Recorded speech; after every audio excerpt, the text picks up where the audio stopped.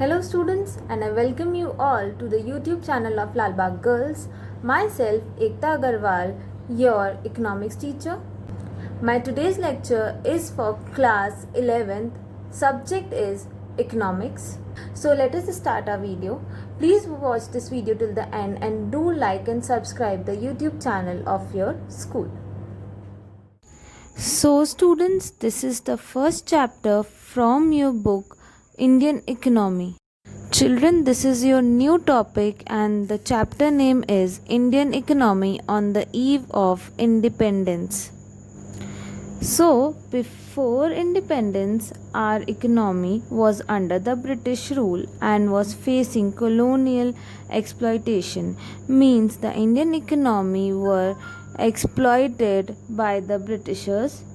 The main basis of exploitation was the agriculture. Now, let us look at the point first, which is colonial exploitation of the agricultural sector in Indian economy.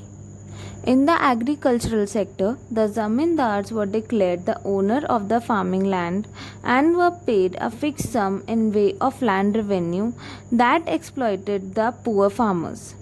Second, the industrial sector was also exploited as there was a huge decline in the demand for the handicraft goods and there was more demand for the machine-made goods made by the Britishers.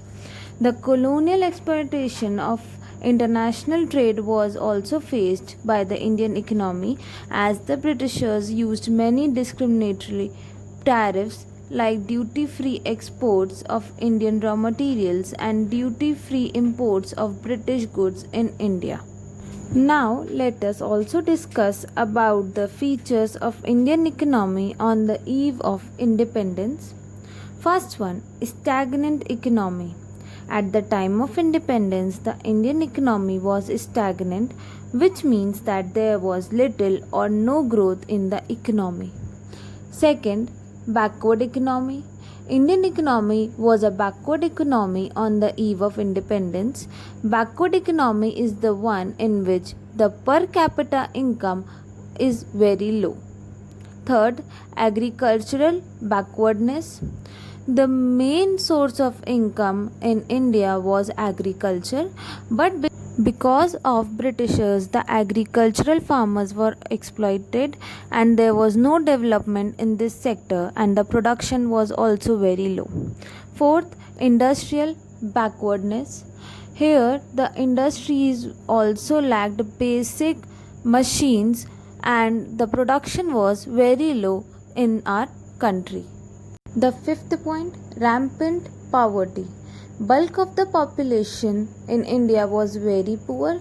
People were not even getting enough food to eat. The sixth point, poor infrastructure. The infrastructure of India like communication, transport, power, electricity was extremely low, which also exploited the Indian economy. Now, next point, seventh, heavy dependence on imports.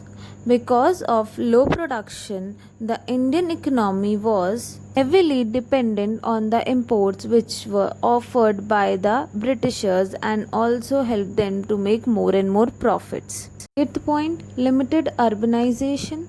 At the time of independence, bulk of the population of India lived in village. Because of this, the rural population increased and these people lacked the opportunities outside agriculture. This compounded their poverty. Ninth point, semi-feudal economy.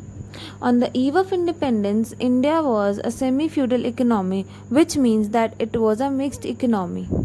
Because of this, there was low production, which led to the backwardness of the Indian economy. But not the least, colonial economy. Indian economy was a colony of British government.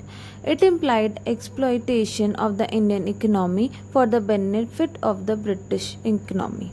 So, these were the major features of the Indian economy at the time of independence. I hope you are clear with the topics that are discussed in this lecture today. Thank you for watching the video.